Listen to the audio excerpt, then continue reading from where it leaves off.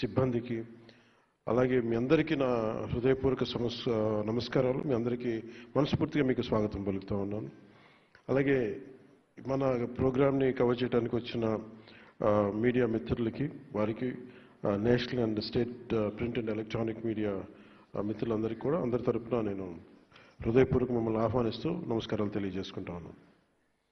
నేను దాదాపు మనకి సంవత్సరం 6 months అబౌవ్ ఉంది మన గవర్నమెంట్ ఫామ్ అయ్యి.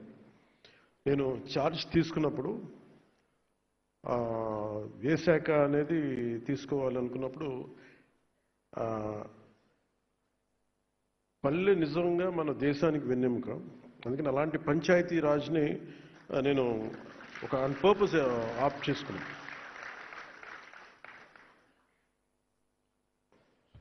శశిభూషణ్ సార్ ఆ రోజున పిఎస్గా ఉన్నారు లాస్ట్ గవర్నమెంట్లో కూడా. కొన్ని మార్పులు చేర్పులు ఉంటాయి అని అనుకున్నప్పుడు నేను ప్రత్యేకించి శశిభూషణ్ గారిని కోరుకోవడం జరిగింది. మీరు ఉండాలి దీంట్లో, మీ అనుభవం కావాలి, మళ్ళీ మీరు ఇంకా నేను కొంత మీ గైడెన్స్ కావాలి నాకని మనస్ఫూర్తిగా నేను వారిని కోరటం జరిగింది. ఈ రోజున రిఫార్మ్స్ ఇంత సజావుగా సాగాయంటే ఆయన ఒక బీహార్ లాంటి రాష్ట్రం నుంచి వచ్చి ప్రజల కోసం ఇంత చెయ్యాలి అని ఒక తపనతో వచ్చిన అధికారి ఆయన ఒకప్పుడు. అదే స్పిరిట్ ఆయన ఇంకా కంటిన్యూ చేయాలి మీరు అని చెప్తే ప్రత్యేకించి ఈ రోజున ఇంత సజావుగా సాగడానికి మన ప్రిన్సిపల్ సెక్రటరీ గారికి మనస్ఫూర్తిగా మనందరం ధన్యవాదాలు తెలియజేయాలి. ఛార్జ్ తీసుకున్న తర్వాత నేను అనుకుంది, ఇందాక మీరు అన్నట్టుగా పంచాయతీ సర్పంచ్ అయిపోగానే వెంటనే మాట వినరు, మర్చిపోతారని అంటా ఉన్నారు. మీరు దాన్ని బట్టి మీరు కంపేర్ చేస్తే ఒక ఎమ్మెల్యే అయినా ఒక మినిస్టర్ అయినా ఏ స్థాయిలో ఆలోచన ఉంటుందో మీ అందరికీ అర్థం చేసుకోవచ్చు. నాకు భయం వేసింది. ఏం తీసుకుంటే నిర్ణయాలు తీసుకోకపోతే తప్పు అవుతుంది, నిర్ణయం తీసుకుంటే తప్పు అవుతుంది, సరైన నిర్ణయాలు తీసుకోవాలి. సో దీనికి నేను పెట్టుకున్నది ఏంటంటే, ఒక ఫ్రాన్స్లో అనుకుంటే ఎప్పుడు 18th century ఎప్పుడు చాలామంది ఒక పారిశ్రామిక వ్యాపారస్తులు అందరూ కూర్చొని ఏం చేయాలి, వ్యాపారాలు ఎలా చేయాలి, ఎక్స్పోర్ట్ ఇంపోర్ట్ మీద మాట్లాడుకుంటూ ఉంటే ఆ స్థానికంగా ఉన్న అప్పటి ఫ్రెంచ్ ప్రభుత్వంతో ప్రతినిధి మన ఇండస్ట్రియల్ మినిస్టర్ కూడా వచ్చి నేను మీకు ఏం చేయాలి మీకు అన్నాడు. అని అడిగితే వాళ్ళు లాసఫే అని ఒక పదం వాడారు. దాని అర్థం ఏంటంటే నువ్వేం చేయొద్దు, మమ్మల్ని చెడగొట్టుకున్నాడు చాలు, నీ పని అసలు మా పని మేము చేసుకుని మమ్మల్ని చెడగొట్టుకున్నాడు చాలు. సో నేను ఈరోజు చేసింది, నేనేదో మంత్రిగా ప్రమాణ స్వీకారం చేసి డిప్యూటీ ప్రమాణ స్వీకారం చేసి నేను నా సొంత తెలివితేటలు నేనేం వాళ్ళ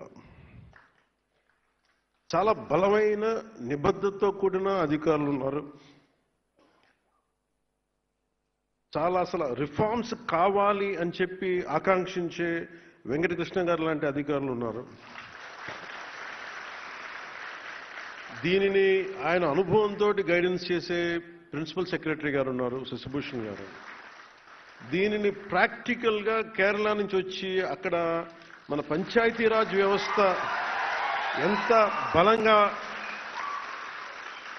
వీళ్ళునుకుందో మనకు తెలుసు. ఆ అనుభవం ఇక్కడ మన కృష్ణతేజ గారి ద్వారా, కమిషనర్ గారి ద్వారా రావడం. సో నేను జనరల్గా ఏం చెప్తారంటే, నేను వచ్చినప్పుడు గతంలో ఎలా ఉండేదని అడిగాను, చాలా రివ్యూస్ చేశాను. చేస్తే వాళ్ళు ఏం చెప్పేవాళ్ళు అంటే ప్రతిసారి మైక్ చిన్న బ్లాక్ మైక్ ఉండిపోయింది.